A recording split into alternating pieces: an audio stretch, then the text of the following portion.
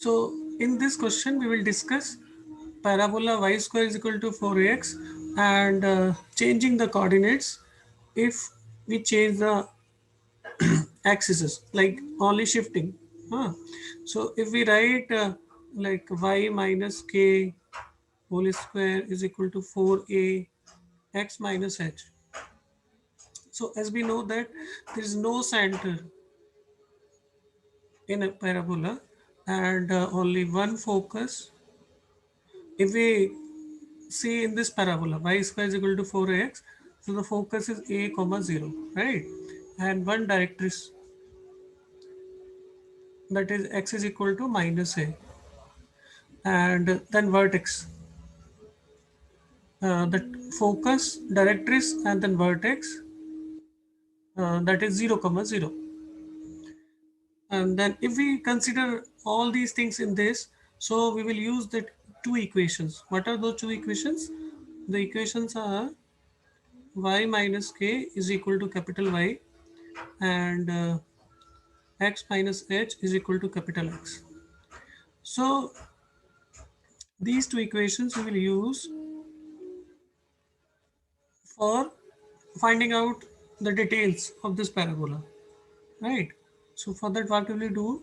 Like for example, if we consider vertex first of all. So vertex in this case for the parabola y square is equal to 4x. So like these are the new axes. These are your new axes and x and y, and old axis is x comma y, and these two are the relations between x and y. So if the vertex, then we will make this list, this new and then old, and this vertex part will come here. Okay, and then we will write vertex here, like you can say 0 comma 0.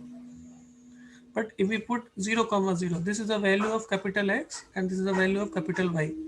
So in terms of small x, small y, we will use the equation 1 and 2, and then we will put 0, 0 there, and we will get values of small x and small y. So this will be h comma k, right? Similarly, if we find out focus,